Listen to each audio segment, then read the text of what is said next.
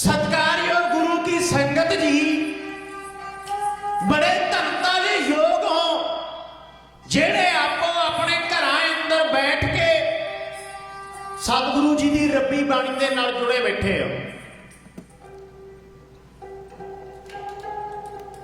सच्चे पातशाह दे नाल एक मिक हो के बैठे हो। सतगुरु नूं, उस अकाल पुरख नूं, उस वाहिगुरू परमात्मा नूं याद कर रहे हो। इतिहास के नाल जुड़े बैठे हो। एक शायर लिखदा है, वो कहंदा पहला उखलदे सुरमा सहे रगड़े, पहला उखलदे सुरमा सहे रगड़े, फिर नैना दी जोत आबाद रखे। अपने दब चो रब नूं लभ लैंदा, सबर सत संतोख जो सांग रखे। ਉਹਨੇ दूसरे ਨੂੰ अकल सिखा की मूर्ख घर ਵਿੱਚ ਜਿਹੜਾ फसाद रखे, खिड़ी रहिंदी है पंछी आ फुੱਲ वांगू। ਜਿਹੜੀ कौम इतिहास ਨੂੰ याद रखे, इतिहास कौमां ਦੀ ਜਿੱਤ जान होया करते हैं। इतिहास बनाउण ਦੇ ਲਈ ਸਾਡਿਆਂ ਯੋਧਿਆਂ ਨੇ, ਸਾਡਿਆਂ ਬਾਬਿਆਂ ਨੇ, ਸਾਡਿਆਂ ਪੁਰਖਿਆਂ ਨੇ अपने शरीर ते अपने तन ते बड़े कष्ट हंडाए है, बड़े दुख हंडाए है। खालसा जी, एक बारी मैं बेनती करांगा कि आपां सारे रल के फतेह बुलाउणी है।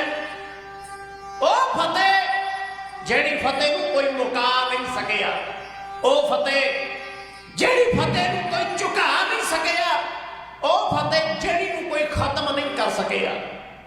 क्योंकि जोर बड़ा लगाया। मौके दियां सरकारां ने अपने समय समय ते आके सिख कौम नूं मारना चाहया, खत्म करना चाहया है, पर खत्म नहीं हुई।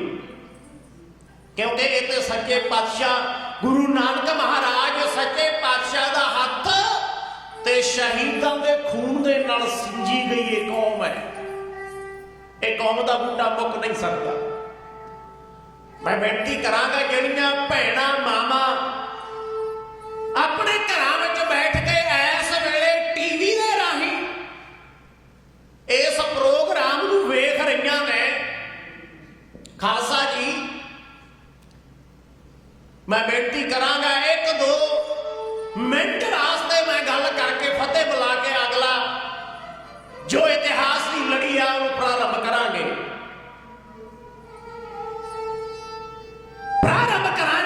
क्योंकि खालसा जी जे समा आया आप 18वीं सदी का मीर मन्नू दियां जेलों के अंदर बिरतियां लेके जाओ। जिस वेले मीर मन्नू की कैद के अंदर 60-60 साल दियां मावां, 50-50 साल दियां मावां, 80-80 साल दियां मावां गिले पीसने पीस रही ने। किस वास्ते? सिक्खी वास्ते, केसा स्वासा वास्ते कि केसा स्वासा दे नाल सिक्खी निभ जावे, अपने धर्म वास्ते, खालसा पंथ वास्ते गिले पीसने पीस रही ने। मीर मन्नू ने हुक्म करना, जलादा ने आना कि जाओ ओ मामा नू पुछ के आओ, ओ गिले पीसने पी के चक्कियां चला चला के थक गईयां होणगियां, टुट गईयां होणगियां, जाओ पुछ के आओ। इस्लाम कबूल करने वास्ते तैयार ने, कलमा पढ़ने वास्ते तैयार ने। खालसा जी हुक्म बजाते, सिपाही मामा के कोल आते, पुछया जाता कि हुण ते तुहाडा शरीर टुट गया होना, चूर हो गया दुखों के नाल, इस्लाम कबूल कर लो, कलमा पढ़ लो। सिक्खी तो की लेना, सिक्खी नूं छड्ड दिओ, कलमा पढ़ो, जान बख्श दी जानी है। पर मामा ने जवाब दे देना, खालसा जी इत्थे बस नहीं, जिथे गिले पीसने पीने वास्ते दिते जाते ते खालसा जी जलादा ने आना कि मां की गोद दे विच नाले ते मां चक्कियां पीस रही है ते ओदी गोद दे विच जिहड़ा 2 साल का 6 महीनों का 2.5 साल का एक छोटा जिहा बच्चा होंदा ना, जलादा ने खालसा जी ओनू धू के मां की गोद विचों कढ लेना। साडी सिक्खी की मैं गल कर रहा, मां ਦੀ ਗੋਦ ਦੇ ਵਿੱਚੋਂ ਧੂਕੇ ਬੱਚੇ ਨੂੰ ਕੱਢ ਲੈਣਾ। ਮੰਨੋ ਮਾਂ ਦਾ ਕਾਲਜਾ ਕੱਢਿਆ ਜਾਂਦਾ ਖਾਲਸਾ ਜੀ। ਜਦੋਂ ਇੱਕ ਮਾਂ ਦੀ ਛਾਤੀ ਦੇ ਵਿੱਚੋਂ ਦੁੱਧ ਚੁੱਕਦੇ ਬੱਚੇ ਨੂੰ ਧੂਕੇ ਕੱਢ ਲਿਆ ਜਾਂਦਾ, ਇੱਥੇ ਬਸ ਨਹੀਂ ਕੀਤਾ ਜਾਂਦਾ।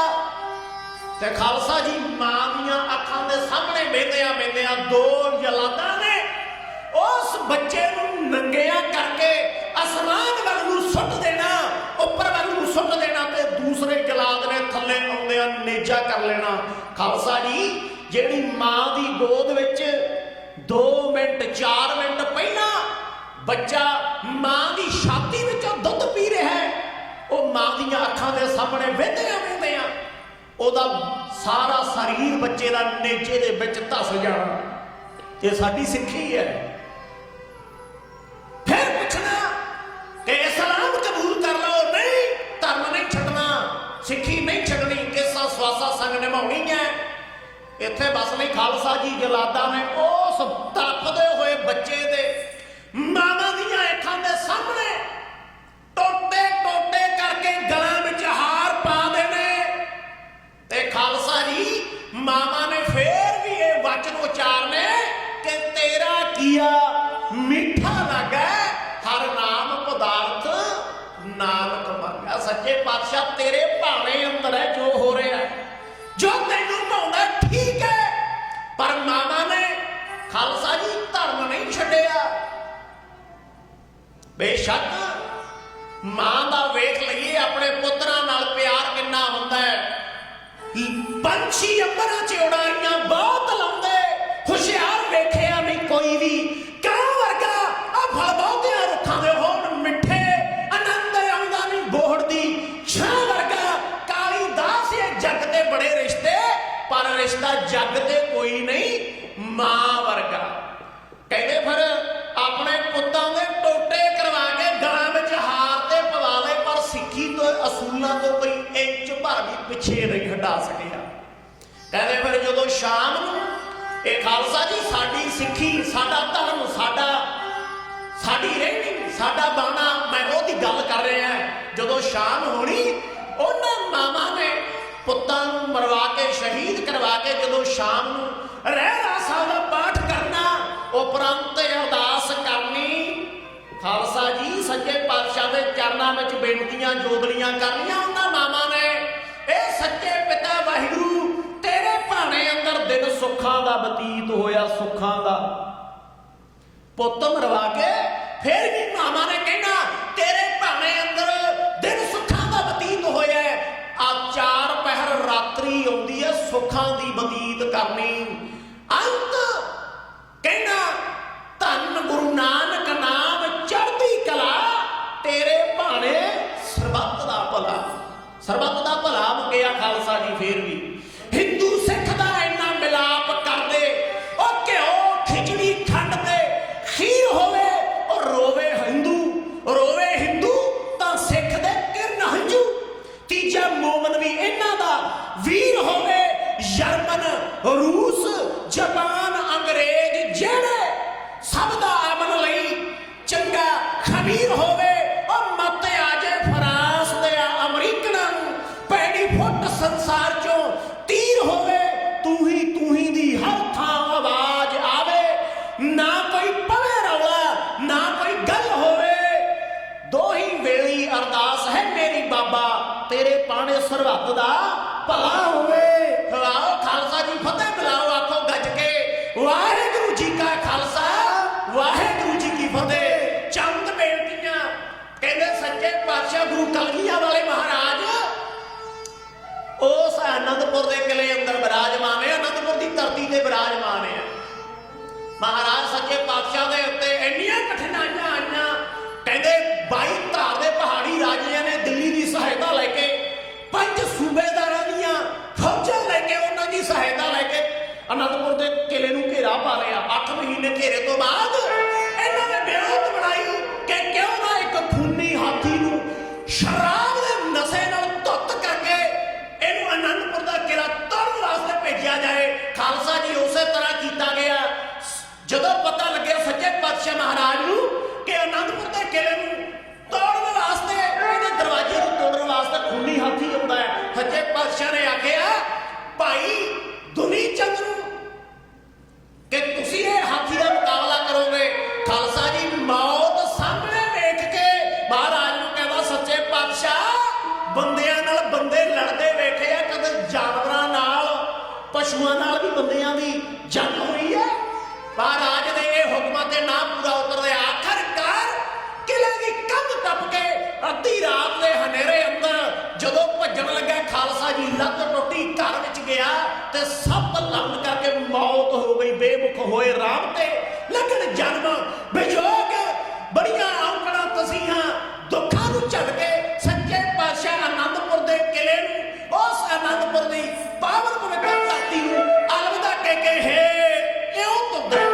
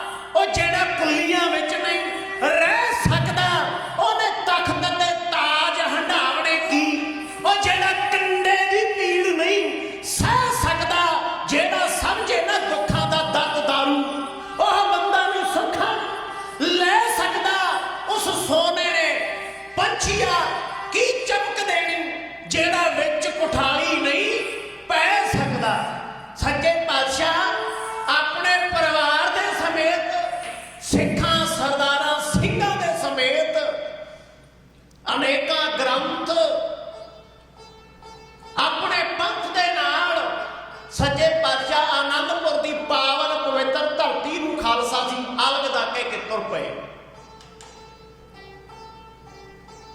अपने हथी तैयार की आनंदपुर की धरती, आनंदपुर का किला, उत्थों का वातावरण महाराज सच्चे पातशाह ने उस जगह पर रहते अनेक कौतक किए है। पर खालसा जी अपने मना अंदर झाती मार के वेख लीए, असी अज जे किते किराए के मकान ते भी जाके टकाना कर लीए, किसी वेले किराए के मकान को भी खाली करना पाई जाए, खालसा जी बड़ा दुख लगता है। अपने हथी भावें कखा कानियां दी कुल्ली तैयार की होवे, जदों उस कुल्ली नूं छड्ड के जाना पैंदा है तां बंदे दे दिल ते की बीतदी है, उहदे परिवार ते की बीतदी है, ये खालसा जी जाते रब जानदा है या इंसान जानदा है। सच्चे पातशाह गुरु कलगीआं वाले महाराज जिन्हां ने बड़े आनंदपुर की धरती ते रह के कौतक कीते, अज उस आनंदपुर की धरती नूं अलविदा कह के तुर चले हैं। गुरु के महल बुढ़ी मां माता गुजर कौर, चारे साहिबजादे, अनेकों प्राणा तो प्यारे सिख सच्चे पातशाह दे नाल तुरे जाते हैं।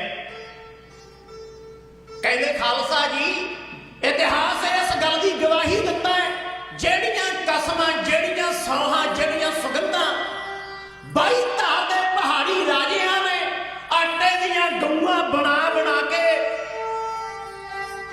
ਭੇਜੀਆਂ ਸਨ, ਸੌਹਾਂ ਖਾਧੀਆਂ ਸਨ, ਜਿਹੜੀਆਂ ਮੁਗਲ ਹਕੂਮਤ ਵੱਲੋਂ ਕੁਰਾਨ ਸ਼ਰੀਫ ਦੀਆਂ ਸੌਹਾਂ ਖਾਧੀਆਂ ਸਨ, ਸਾਰੀਆਂ ਸਿੱਕੇ ਤੇ ਟੰਗ ਕੇ ਕਹਿੰਦੇ ਖਾਲਸਾ ਜੀ ਸੱਚੇ ਪਾਤਸ਼ਾਹ ਦੇ परिवार के उत्ते, इन्हां दी टीम के उत्ते, सारी फौज के उत्ते हल्ला करने वास्ते इन्हां दा पिछा करन लगे है। महाराज सच्चे पातशाह पिंडे नूं तय करते हुए अनेकां चखना झोलियां जरदे हुए, सहिंदे हुए महाराज सच्चे पातशाह पावन पवित्र धरती सरसा नदी के किनारे ते आ पहुंचे। 10 लाख की वैरी की फौज सतगुरु का पिछा करती आती है। महाराज सच्चे पातशाह ने अपने सिंघां सेवकां सिखां नूं हुक्म किया कि भाई आसा की वार का वेला हो गया, शब्द की बड़ी भुख लगी है, शब्द का कीर्तन किया जाए। महाराज सच्चे पातशाह सरसा नदी के किनारे ते खालसा जी रब्बी बाणी गा रहे ने, दीवान लगे गुरु की बाणी गा रहे ने।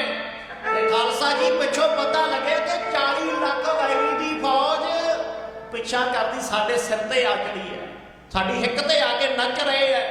महाराज सच्चे पातशाह ने भाई उदय सिंह जी अते बाबा अजीत सिंह जी वड्डे साहिबजादे अपने पुत की ड्यूटी लाई। पुत्रा ओ वैरी फौज चढ़ के आंदी है, इन्हां दा मुकाबला करना है, इन्हां नूं ठल पाउणी है, इन्हां नूं रोक के रखना है। खालसा जी कहते सरसा नदी के किनारे ते घमसान का युद्ध होया। महाराज सच्चे पातशाह अपने अखी सब कुछ वेंदे रहे, इत्थे भाई उदय सिंह शहीदी का जाम पी गए ते खालसा जी फौजां नूं रोक रोक के रखिया। ते खालसा जदों कीर्तन तो बाद महाराज सच्चे पातशाह ने सरसा नदी वल नूं वेखिया। खालसा जी ठाठा पिया मारदा है पानी सरसा नदी का, सरसा नदी बड़ी चढ़ी है। महाराज सच्चे पातशाह कहने लगे सिखो अपनी मां अपने पुत्रा ओ बेटा ओ पुत्रो अज इस पानी विचों भी लंघना पैना, इहनूं पार करना पैना चाहे कुछ भी हो जाए। मां बाबा गुजर खान कहने लगे मां ऐ माता इस वगदे दरिया इस वगदे पानी चीर के एदी हिक नूं चीर के असीं अगे वल नूं लंघना है। ये सच्चे पातशाह उस अकाल पुरख दी रजा है, होर साडे कोले कोई चारा नहीं, किहड़े पासे किसे पासे नहीं जा सकते। सच्चे पातशाह महाराज ने अपने सिंघां सरदारां बच्चियां नूं मां गुरु के अपने महिला कुछ बेनतियां करके वचन प्रवचन करके खालसा जी ते आवन दिओ ध्यान, ओ सरसा नदी के किनारे ते बैठे है, ओनू पार करने वास्ते जिवें बिमता बनाउंदे है, जिवें उस सरसा नदी का पानी छल्ला पिया